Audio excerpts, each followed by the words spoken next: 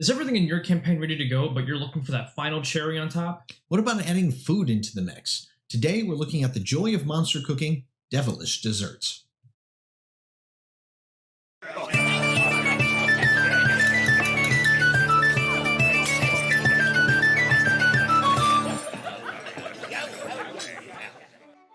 Welcome everyone, I'm Sean, this is Tony, and today we're going to be looking at Joy of Monster Cooking Devilish Desserts. Now, this is a sequel supplement to Joy of Monster Cooking, and this is, well, Devilish Desserts. This is the dessert portion of it. Yes, exactly. Now, we've actually done a previous video where we talked about how to kind of implement things to kind of help make your campaign more immersive, and that includes cooking and food. Now, I'm sure we've had a lot of players that are traveling and they want to make something or they want to cook something and make a meal, and you wonder, what do?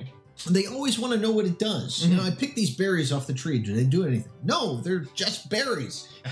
But in this book, they're not just berries. Yes, and there's actually two important things you have to know before you get into this. And the first thing here is cooking in hell is hard.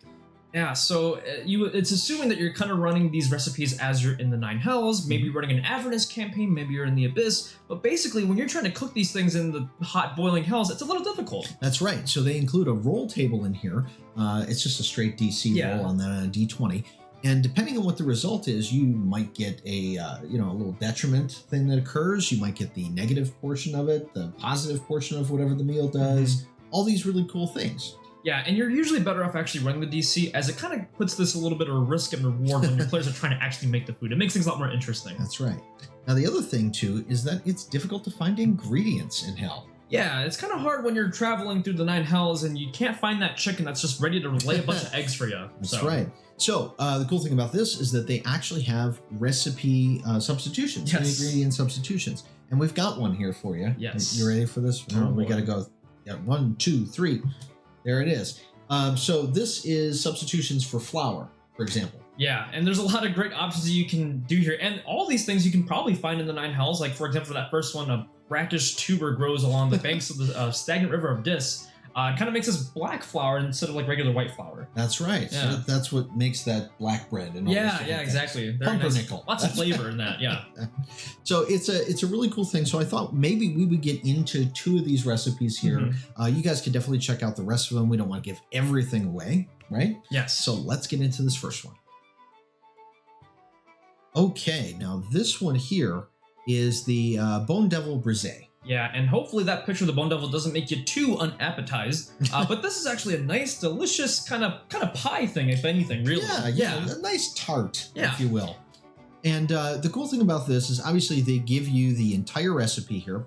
And if you really wanted to, you can replace the 3 cups of Bone Devil meal with something that is applicable. Yeah, so in this case, maybe you want to replace it with flour. But of course, since we are playing in the world of D&D, we are going to go with that more exotic flavor. So we're actually going to be doing 3 cups of Bone Devil meal. We're going to do ½ cup water, 1 cup of butter. Interesting note, as long as it's cold as possible. Well, you're making a pie crust. Yeah, it's got to be difficult in hell to make pie crust. Yeah, exactly. A little bit of salt and sugar. And then I love that it kind of even details, you can put a couple of apples in there or some other fruit, maybe some mincemeat pudding, whatever your preference is. It's true. So it doesn't matter what's in it. It's just the outside layer. Yes, exactly. Yep. But then there are positive and negative results of this particular thing. And again, it kind of goes back into that roll table that you'll have to make. And depending on how good you roll, you might get a flaw, you might get a negative effect. Maybe you'll get a positive and a negative. But this in fact, I think you get both. Either way, but exactly. They're very interesting because they add things to the character.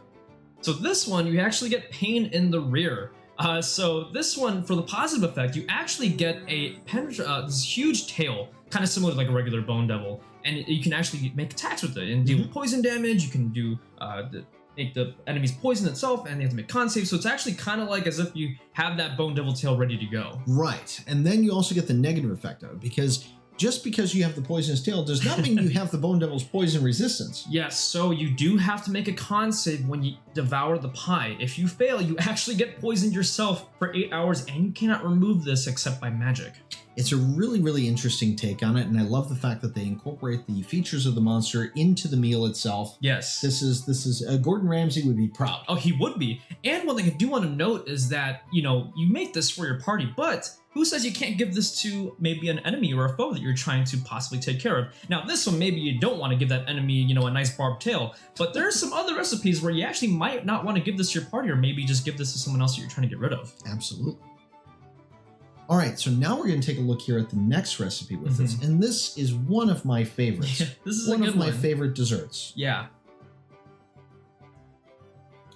This is the Orthon flan. Very You gotta tasty. pronounce that right too. The Orthon flan. Yeah, rolls off the tongue. I do want to really quickly note that a lot of the artwork in here, as simple as it is, really gives you that kind of cookbook kind of flavoring to it.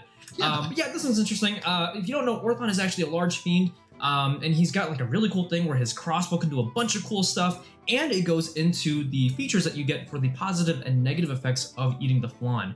Interesting to note, you do need 2 cups of Orthon milk, which is the more exotic ingredient How here. exactly do you get Orthon milk? I almost don't want to ask, but you know, when you're playing your campaign, your players might, you know, excavate the bodies of these foes and try to get like ingredients. So that'll. You would milk a deceased Orthon. You know, it says milk. We're gonna maybe not go too deep into it, but however you end up getting the Orthon milk, and you know, once you have the eggs and water and stuff, you can go ahead and make this flan, and it actually gives you the unpredictable predator features that you get with this. Now, the positive effect is really cool. Yeah, so for an hour after consuming the dish, you may use a bonus action to become invisible, and it actually kind of gives you like the regular invisibility features. All your equipment and everything you're wearing is invisible, and you're invisible until you make an attack or are hit by an attack.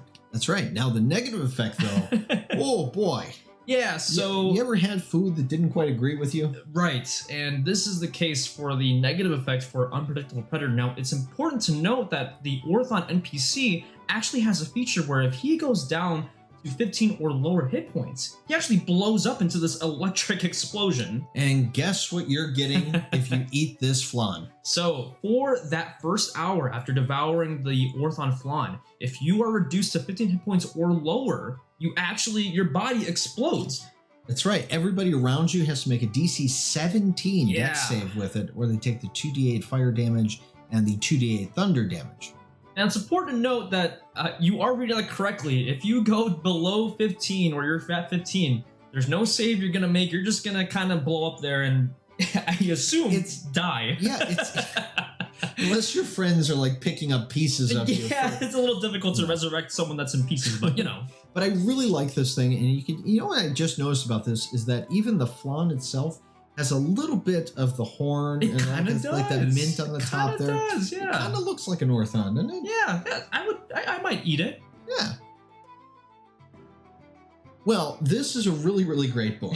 I love the recipes on this. You can pick this up on the DMsguild. It's $1.95, and it's great. Pick up both if you want, because the other one's $1.95. Yeah, you can make a full meal and then have dessert in hell. Yeah, it's actually a really great supplement because not only does this add a little bit of a more mechanic to your actual campaign and for your players, you can even make some of those recipes at home and kind of get that immersion going by making those pies or flans or whatever you need to do. Absolutely. Now, we've got some great things coming up here in the next couple of weeks. Yes, we do. In the next 2 weeks or so, we are going to have a special Gary Gygax Day stream on July 27th at 7 p.m. Central Time. We're going to have a lot of great creators on there, including a lot of people that we've actually done reviews for on DMsguild and stuff like that. Right, exactly. And you guys can bring your homebrew creations to that stream. Yeah. We're going to kind of go over them, and you can ask questions of these well-known creators on the DMsguild. It's a great way to celebrate homebrewing and to celebrate Gygax Day. Yes, exactly. And of course, if you already haven't, be sure to subscribe to our channel. It does help us quite a bit if you are subscribed, and hit that bell notification as well. You're going to get that notification every time we upload a new video, so be sure to do that if you get the chance. And our next video is going to be on adaptable NPCs of the guild. That's coming up Sunday. Don't miss it. So remember, the best campaigns are always the ones that are homebrewed. So until next time, keep brewing.